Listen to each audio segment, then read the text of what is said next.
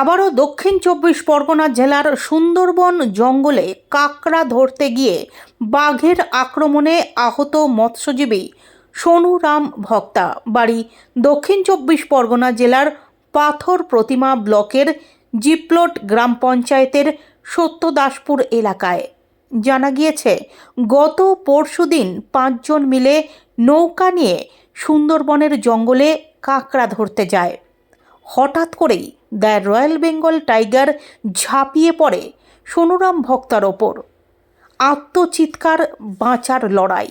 কিছুটা দূরে থাকা অন্যান্য মৎস্যজীবীরা লোহার রড, শাবল নিয়ে ওই বাঘের ওপর ঝাঁপিয়ে পড়ে সহযোগী মৎস্যজীবীকে বাঁচাতে।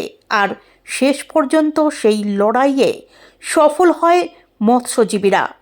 রণভঙ্গ দিয়ে গভীর জঙ্গলে পালিয়ে যায় বাঘটি।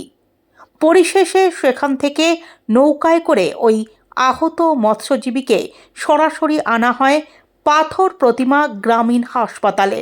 অবস্থা আশঙ্কাজনক থাকায় তাকে আজ সকালে ডায়মন্ড হারবার হাসপাতালে স্থানান্তরিত করা হয়।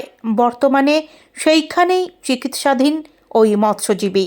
বাঘে মানুষের লড়াইয়ের বিরল দৃশ্য মোবাইল বন্দি করতে না পারলেও মৎস্যজীবীকে নৌকায় তোলার দৃশ্য মোবাইল বন্দি হয়। কি অবস্থা এই বাগের ধরা পেশেন্টের এখন? এখন খুব একটা ভালো অবস্থা নয়, ওনাকে অন্য হসপিটালে নিয়ে গিয়ে হয়েছে। কোথা থেকে এসেছিল? ওই জি পলট থেকে এসেছিল। এখন মনে হচ্ছে সুস্থ হয়ে যাবে? হ্যাঁ, আশা করি ঠাকুর একেবারে সুস্থ হয়ে যেতে পারে। কোথায় গেছিল উনি? উনি বাঘ জঙ্গলে গিয়েছিল, পেটের দাহায়, গরিব মানুষ তো, লোক নিয়ে মাছ কাঁকড়া ধরতে গিয়েছিল, আর ওইখানে বাঘে ধরেছে।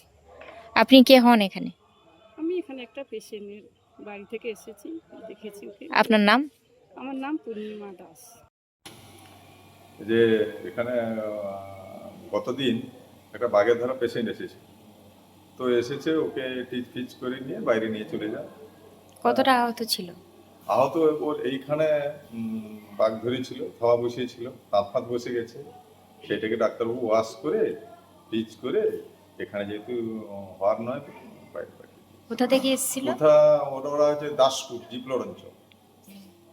আপনার নাম কি? আমার নাম সুব্রত তুঙ্গ। আমি আমার বাবাকে নিয়ে এসেছি, পাথর প্রতিমা হসপিটালে আছি। আমার বাড়ি ব্রজবল্লভপুর।